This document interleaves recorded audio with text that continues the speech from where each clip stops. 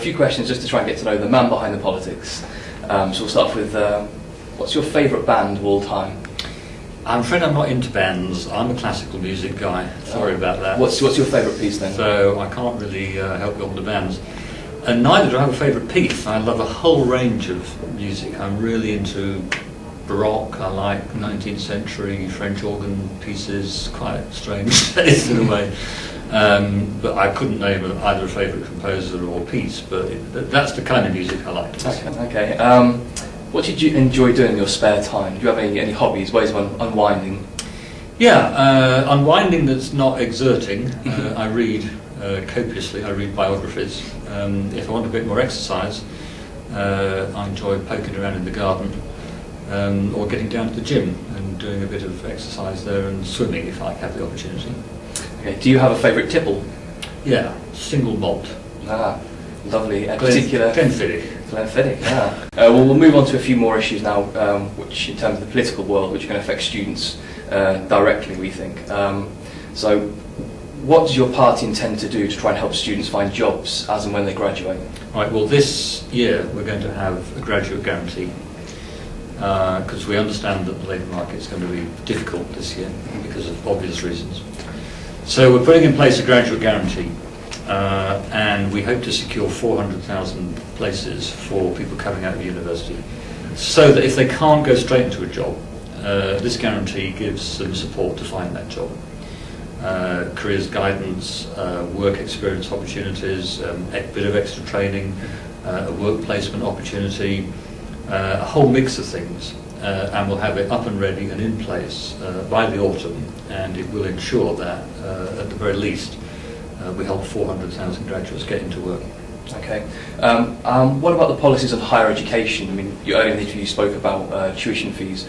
So what are your feelings towards tuition fees in higher education in general? Well, we have to go on investing in it. It's one of the most important investments that we make on behalf of the country, and it's one of the most important investments we make in young people, because it's about your futures, and I believe you've got to have the best opportunity that we can possibly give you. So investment in the sector is absolutely crucial. I believe in the taxpayer making the bulk of the contribution, and that is the case even with tuition fees. But in order to expand the sector and make sure it's as big as we can sensibly get it, I think it's right to ask those who are going through the system to make some contribution towards it. That's where tuition fees come from. Okay. But what I won't support in the next Parliament is a free-for-all on tuition fees, which the Russell Group are after. I think that's wrong. I won't let it go to the astronomical levels that I hear being talked about, 5,000, 7,000. That's not on. Because the guiding principle for me is maintaining equality of access. And we cannot have a system where the price of university is a bar to people coming in. And we can't have a system where family income determines whether you get into university or not. It's got to be an open opportunity for everyone who's got the chance to get there. Once there and once through it, fair, I think, to ask for some contribution back, geared to income, but nothing up front and lots of support while you go through, which is why we've got the grant system back in place. And if there's to be any increase in fee at all, I won't vote for it unless it's matched by an increase in grant, pound for pound. So with more of a focus on Warwick students in particular, what do you plan to do for students at this university?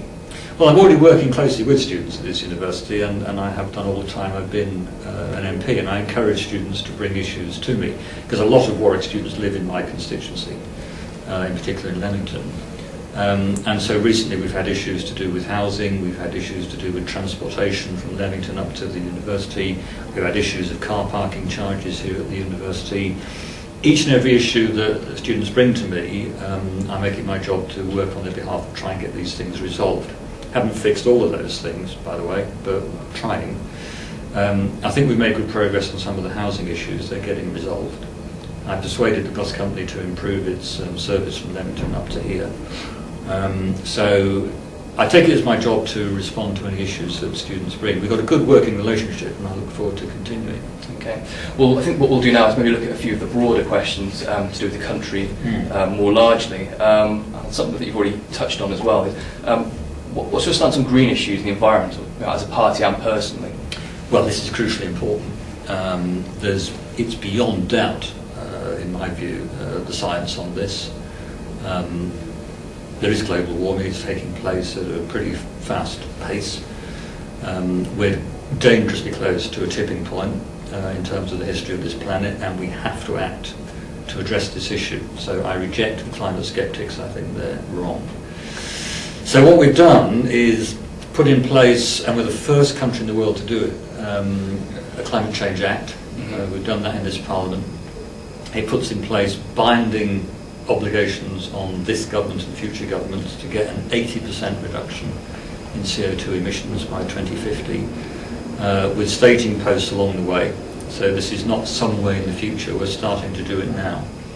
As a result of actions we've already taken under this government, we've got our CO2 emissions below the Kyoto target. We're one of the few countries in the world to do that. We're 21% down on the 1990 level. We're going to get it down even further. You see big changes coming in transportation, in the insulation of buildings, in new building specifications, in energy. We'll have 20% of the UK's electricity supply coming from renewable sources by 2020. That's a rapid increase in where we are now. And we can wean ourselves off carbon-based generation of energy, and we've got to. And the process is underway, and with our foot's down on the pedal on this one. We've got to deliver on the commitments in that Act. So in terms of other big issues, the recovery obviously is pretty fragile at the moment. How does your party intend to really ensure the recovery and to try and tackle the issue of high unemployment? Well, it's crucial to keep the fiscal stimulus in place. Absolutely crucial. We've got opposition parties screaming at us saying, cut, cut, cut now. That's wrong. This recovery is fragile. It's fragile around the whole globe, not just here. You've already seen Germany go back into negative territory. We're just in positive territory. We've got to stay there. You've got to keep the fiscal support in place. And as soon as you've got growth really secure, then you can start gradually winding down the deficit, which we've got to do. Yeah, no running away from that. Absolutely crucial. Which is why we've said halve it in 4 years. That's about the right pace, I think. In terms of those cuts, I mean, who's going to take the burden of them? Is it going to be the public sector in particular that's going to be hit by these cuts, or would you have a more compassionate style to cutting? Well, do it fairly, is what I say. And you don't pull money away from the people who need your help, and you don't start giving tax breaks to the multimillionaires, which is what the Conservatives want to do. So you look to keep support in place for families who need it. You don't start pulling away educational maintenance allowance, which is what the Tories want to do. You don't do that. That's wrong. We will have to look across the whole range of government services. There'll have to be economies in pretty much every department. We've actually started doing that. I mean, there are ways of doing this without damaging frontline services and without undermining the fiscal stimulus. I mean, government can get more efficient, and we are doing. We've also been completely upfront with people and said there are going to be some higher taxes here. National insurance will have to go up, and it will do next year. We've said to the folks earning £150,000 or more, higher income tax. Guys, you've got to help us on this one. That's about distributing the burden fairly, so that the broadest shoulders carry most of the burden. We're in an era of the post-expenses scandal politics. Do you think that the political system needs a complete reshuffle, and do you think that the trust which has been eroded can actually be restored? Yeah, and that was hugely damaging to trust. Completely understand that.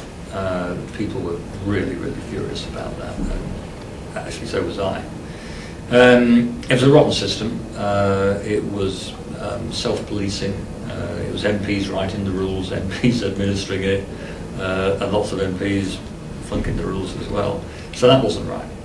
It's gone. It's already gone. And from May, you'll have a completely new system, run completely independently from members of Parliament, independently run, independent police, independently audited, much stricter rules. That's good. We had to get there. Can the damage be repaired? Can trust be restored over time? Yes, I think it can. But it's up to all of us in there to earn that trust back. James Plaskitt, thank you. Okay.